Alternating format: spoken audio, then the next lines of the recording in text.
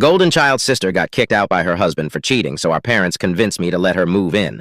But then she started flirting with my husband. Hey, so there's a lot of context here, so I'll start with that. First, I, 25 female, have a twin sister, Becky.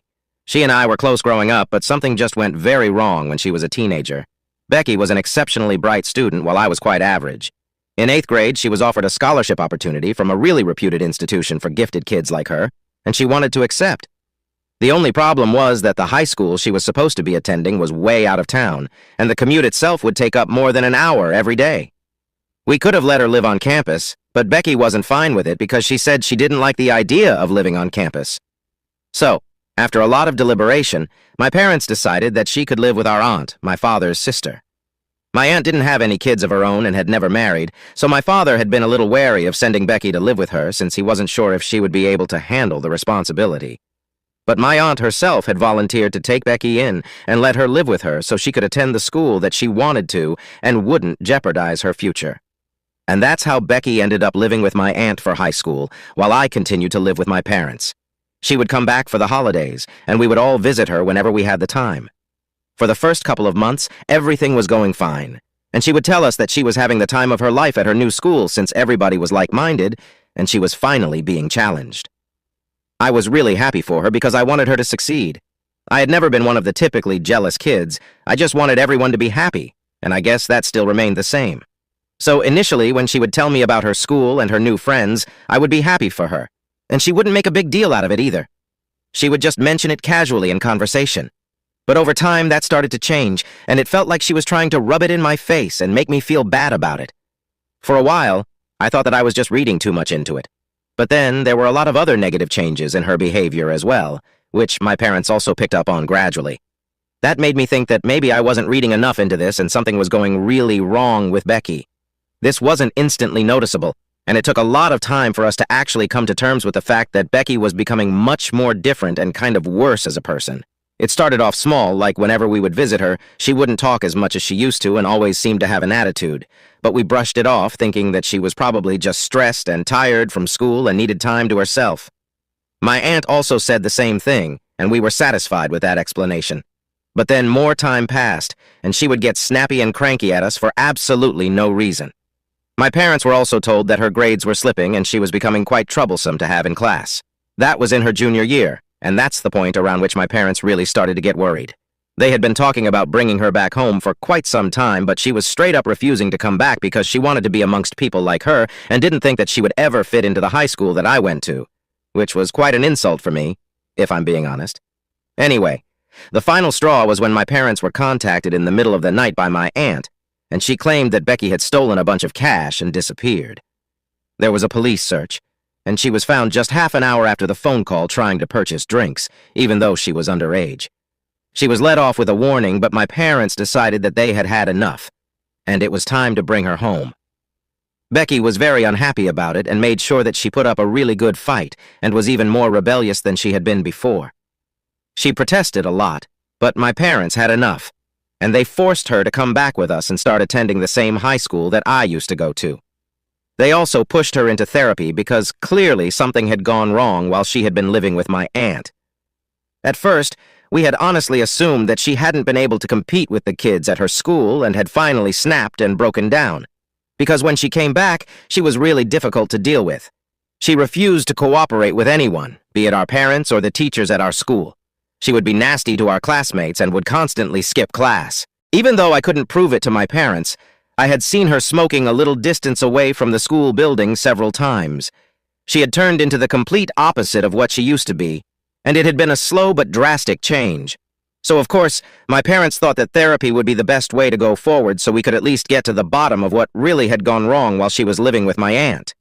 We had expected the problem to be the school or bullying, but unfortunately it turned out to be my aunt herself. So apparently my aunt was what one could refer to as a helicopter parent.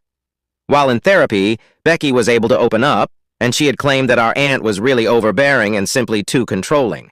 She would pretend to be normal whenever we came around to visit her, but the second that we left, she would turn back into her usual self and try to control every single aspect of her life.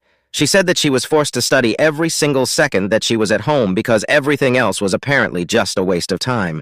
She was not allowed to go out with her friends or do anything apart from studying while she was at home.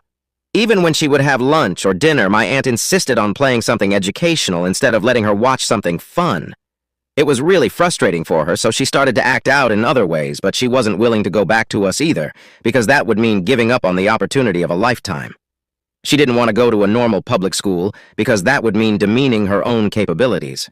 Our aunt had told her several times that apparently our grandparents had never recognized her talent or intellect, even though she had also been a gifted child. Because her parents had never recognized that she was special and different, they never treated her differently either, and she ended up with a boring job that didn't even pay enough. She claimed that she could have been doing so much better if her parents had actually bothered to put in the time and effort to do something about how intelligent she was and invested in her. She had drilled the fear of failure into Becky and made her very paranoid, which is why she had refused to come back home with us the first time around. She believed that if she gave up on this school, it would spell nothing but failure for her in the future. So she tried to keep up, but the pressure was just getting to her. She started thinking about drinking and sneaking off to go out with her friends to let off some steam, but she got caught in the process, and now she was back here with us. She said that she regretted everything because she had let go of a brilliant opportunity to actually make something of herself, and now she knew that she was doomed to failure. So she didn't even see the point of trying to do better anymore and had completely given up on herself. It was clear to us after that our aunt had really done a number on her. But the worst part was when a couple of years passed with minimal improvement in her behavior, and Becky was then diagnosed with narcissistic personality disorder. I couldn't say that I was surprised, but it was heartbreaking to know that our aunt had actually led to her developing such a serious disorder that was going to affect her for the rest of her life. Our parents were obviously devastated because they blamed themselves for even allowing our aunt to take over and letting Becky stay with her. However, I didn't think it was completely their fault because they had noticed all the signs and tried to get Becky back home, but she was the one who had refused. Also, our aunt pretended to be really normal and was good at it whenever we were around, so there was no way that we could have found out unless Becky herself told us about it. They even filed a lawsuit against her to try and get her to pay us for the damage that she had caused and actually won.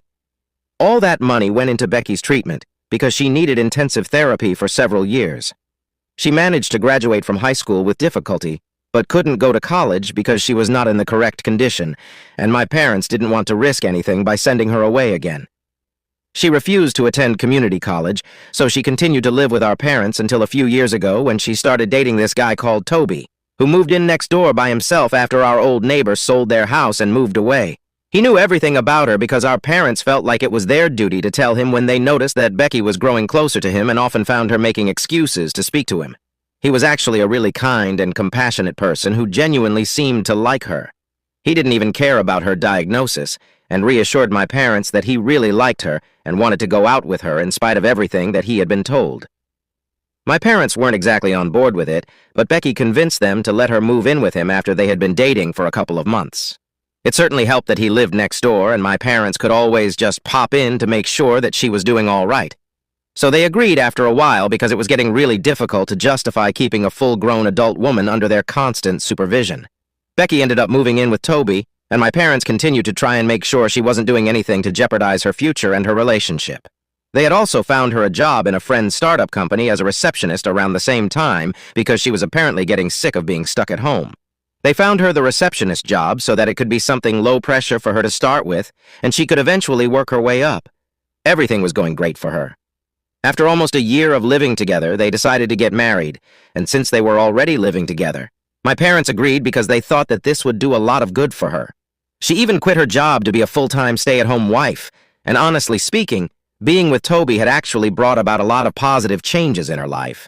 And she was even behaving better with all of us instead of constantly treating us like the enemy and acting like she could do so much better if we didn't exist to bring her down. So they thought that it was a good idea, and she got married 2 years ago. I only just got married last year to my boyfriend, whom I've been with for almost 7 years. We met in our first year of college and have been inseparable since then. My husband Jack has always known about Becky ever since I brought him home to meet my family for the first time, and Becky started flirting with him like nobody's business.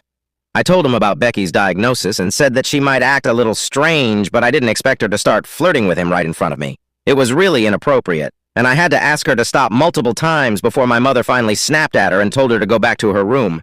It was really awkward afterward, and we had to explain to him that this was just how she was, And there was no telling what she might say or do because she literally had no filter. She would often say things to work us on purpose, and trying to flirt with my boyfriend would definitely get it done. But that was their first interaction, and after that, Jack would just ignore her. She got bored after the first few attempts when she tried to flirt with him, but it wasn't reciprocated and started ignoring him back. So they never really got along, and neither did I think it was necessary for them to do so either. I left the situation alone, but she had been invited to my wedding as I had been invited to hers since my parents wanted us to at least pretend to be a happy family, even if we weren't one. She was totally smitten by Toby, and once they were together, she had started being nice to everybody. So I didn't think that there was any harm in finally being a family again.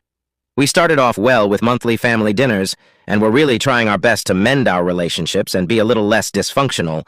It was really working because we had made a lot of progress in the past couple of years, and I guess one could actually refer to us as a happy family now.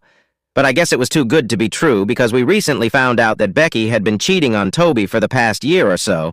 We were all really shocked to find out about it because we had always assumed that Toby and Becky were as in love as could be. And yet she went ahead and had an affair with one of his co-workers, no less.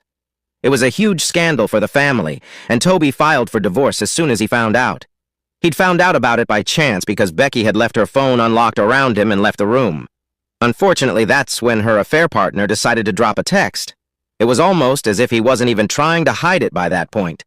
I guess she got lazy because she had been cheating on him for over a year and getting away with it, which is probably why she slipped up. Either way, there was no talking him into taking her back, and I don't exactly blame the guy because who would take her back after what she did? After quite a lengthy divorce process, it was decided that they would sell all their property, and that included the house. So Toby sold the house and split the money between the two of them. Becky lived with our parents for some time after the divorce, but my parents kept telling me to let her live with me instead, because she complained that my parents being around made her feel like a total loser who was still living with her mom and dad after a failed marriage.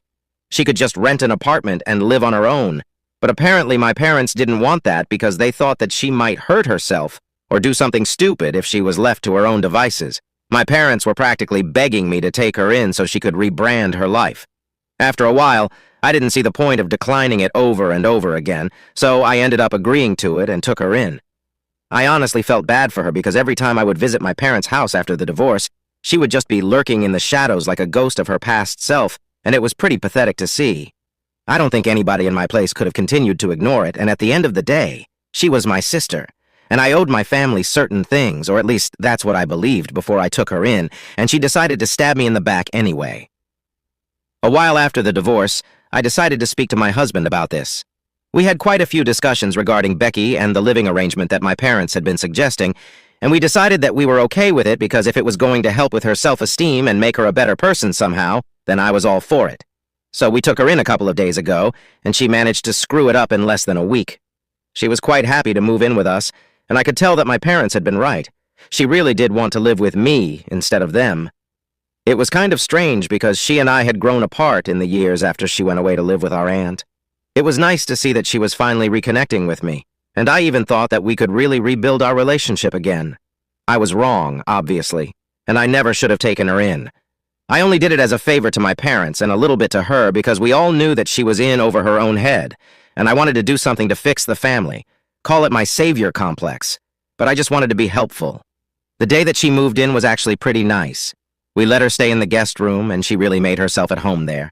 She was chirpy and lively that day, and this was the first time that I had seen her this happy ever since the divorce took place, so I, for one, was really happy that I was being of help. However, things started changing as soon as we had spent one day in our house.